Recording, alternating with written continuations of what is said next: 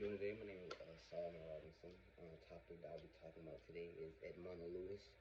The speech is Into the Life of Edmona, and the purpose of the speech is just to learn about her life and to see how she impacted the African community, and to see what things she did. To start off, she was falsely accused in college for murder.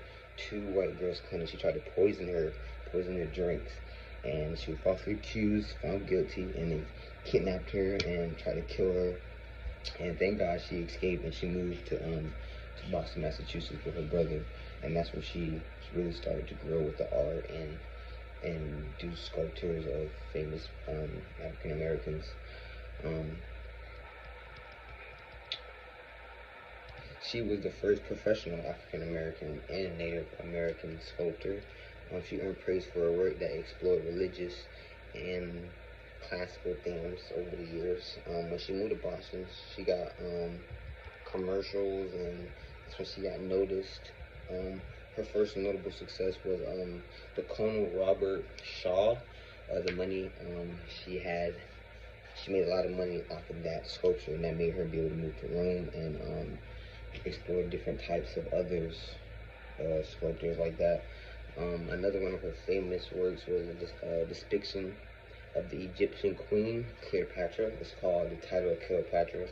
She showed the exhibit in Philadelphia, 1876, and 2 years later in Chicago as well.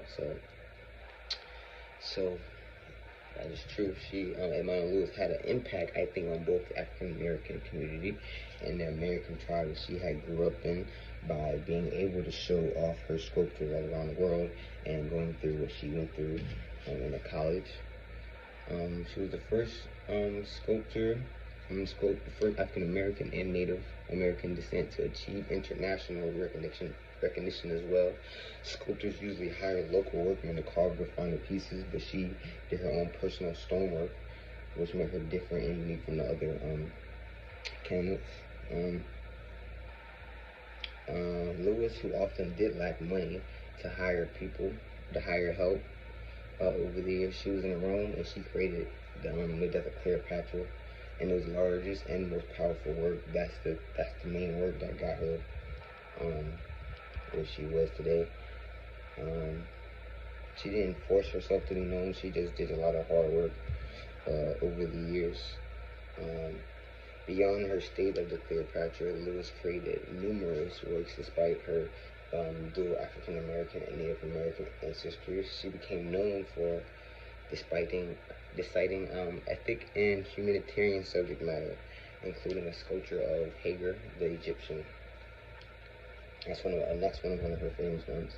And she's also been through some struggles as well, some trials and tribulations. In the beginning, I said how she was falsely accused of murder, which messed up her whole college career, and it came to a drastic end where she had to move with her brother in Massachusetts, where she then started to meet different types of analysts and activists in the 1800s, which provided her the skill and the knowledge to make them sculptures that made her noticed and wowed. And I didn't know that they beat her like that all because she was falsely accused of trying to poison someone because she was black, and I think honestly that's not how it should go.